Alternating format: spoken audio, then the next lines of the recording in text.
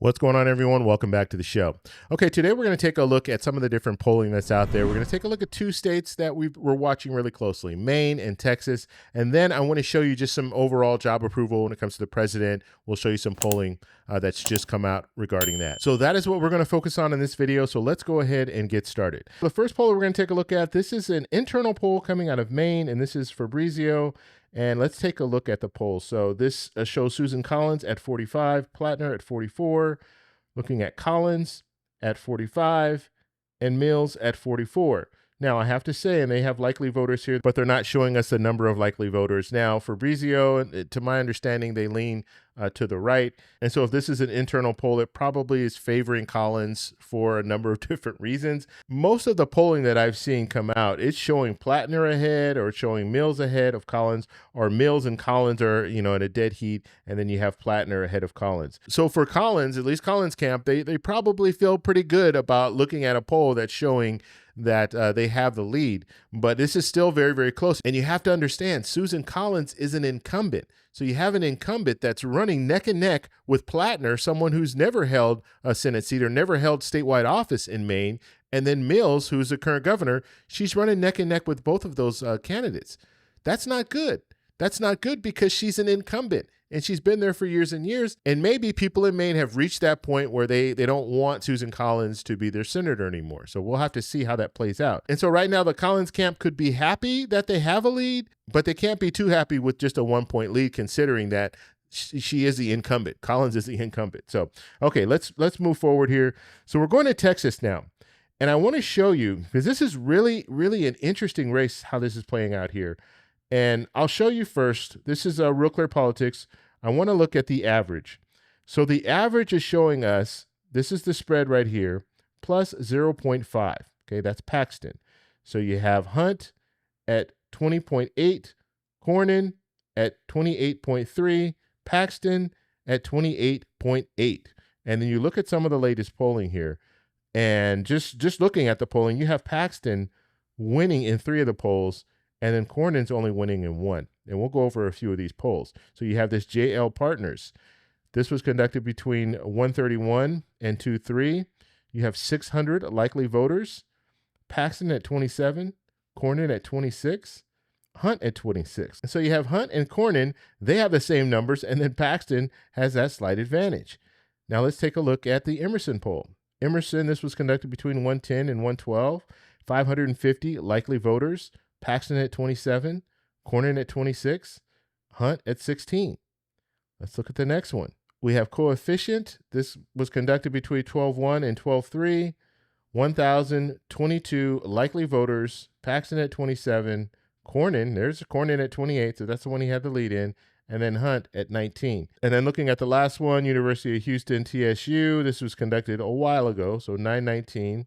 Between 9/19 and 10/1, this says likely voters there. Paxton at 34, Cornyn at 33, Hunt at 22. Now, the fact that you have 3 candidates and all the candidates are, they're showing numbers here. So it's not, Hunt is not way behind. Hunt is showing numbers in all of these different polls. And so the fact that you have that is going to skew the numbers, because obviously you're only going to have 1 winner. But if you have 3 contenders and they're all doing relatively well, then we'll probably see a runoff in Texas at some point. And if, let's say, it's not Hunt, so let's say Hunt doesn't win and you have a runoff between Cornyn and Paxton, now these votes from Hunt are going to go to who? Are they going to go to Cornyn? Are they going to go to Paxton? And I would say in a situation like that, I think Hunt's votes would probably, more of his votes are going to go to Paxton than Cornyn. Why? Because Cornyn's the incumbent, Cornyn's there. And if people are looking at the options, they're probably saying, well, I don't want to vote for Cornyn anymore. I want to vote for someone different. That's why I'm voting for Hunt.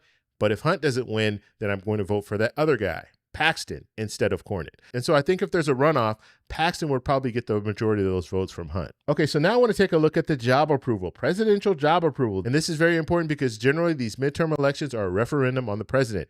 If the president is not doing well, which right now we're going to show you the polling, the president isn't doing well. And as a result of that, we might see a power shift in Congress.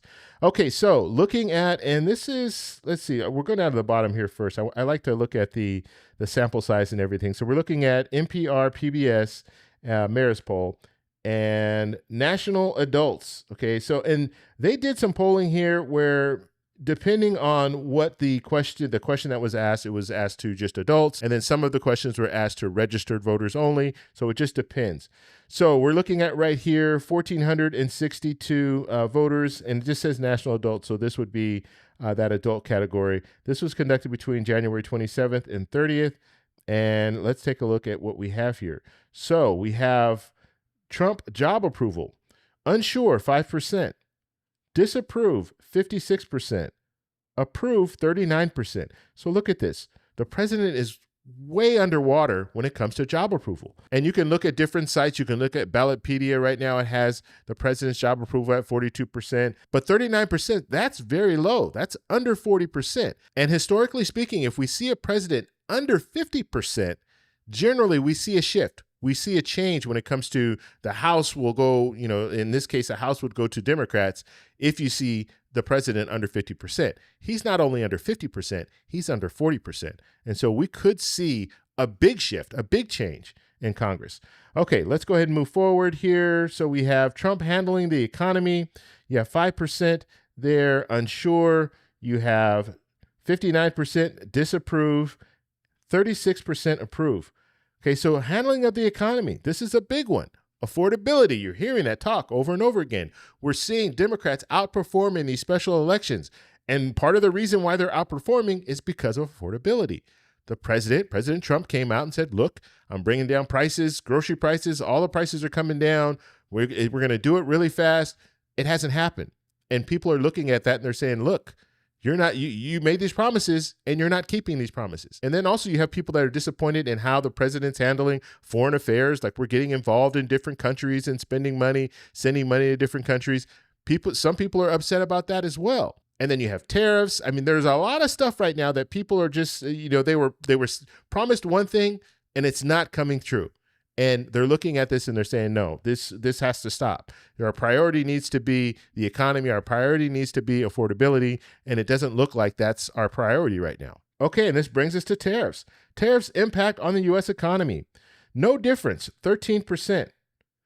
Hurts the economy, 56%. Helps the economy, 31%. So look at this, 56% of the people who were polled here are saying that tariffs hurt the economy. They're not good for the economy. And you remember when President Trump came out and said, look, we're going to start imposing all these tariffs on these different countries, you did have people at that time that were on board for this. And they were saying, yeah, okay, this is good. This will bring back manufacturing to the U.S. and do all this good stuff. But now people are changing. They're saying, hey, these tariffs haven't done anything to help us. If anything, they've raised prices even higher. And so people aren't buying the whole tariffs are going to help us anymore. Now they're looking at it and they're saying, no, it's not helping. It's actually hurting us. Okay, let's go ahead and take a look at the next poll. Generic congressional ballot. Okay, so Republicans at 41.4%. Democrats at 45.5%. And so Democrats have roughly a 4% lead when it comes to the congressional ballot. Now, when we look at other sites, I looked at Real Clear Politics just before doing this video. Right now, generic ballots at 5.2% for Democrats. So Democrats are doing better. They're outperforming Republicans when it comes to the generic ballot. And it wasn't always that way. The beginning of 2025, the generic ballot was flipped. You had Republicans looking better than Democrats. But now Democrats are starting to pick up momentum. And if they continue to pick up momentum, remember, in the House, they only need to net 3 seats. So if they can net those 3 seats, they're going to take back control of the House. When it comes to the Senate, that's a different story. It's going to be a lot harder. But Democrats do have a pathway now.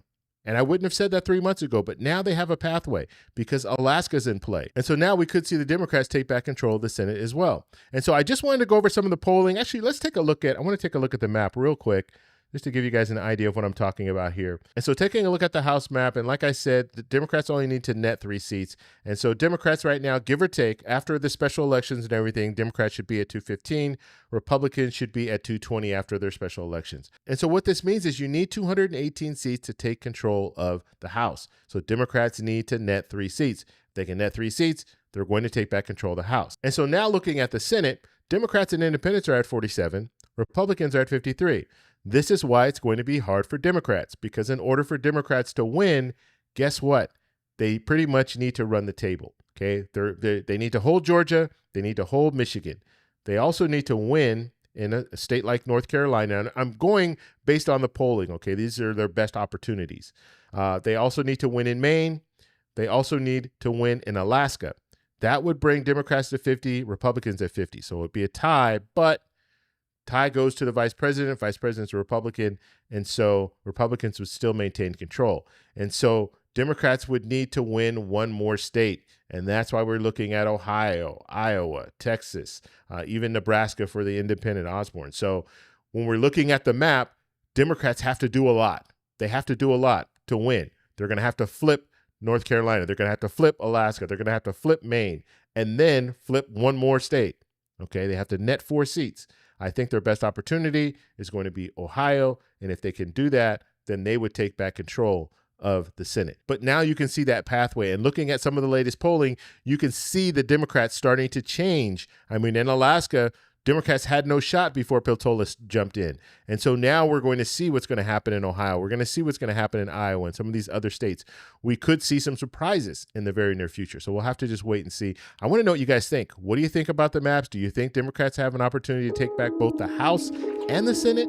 Let me know in the comments below. If you like this video, please give me a thumbs up. Please subscribe for more. And remember, stay informed, stay engaged, and I'll talk to you in the next one. Bye. So that's all we have for this video. Make sure if you guys want to send me an email, you can do that, david@thetecshow.com. Like the video, subscribe for more, and check out these videos over here for some more great content. Talk to you later. Bye.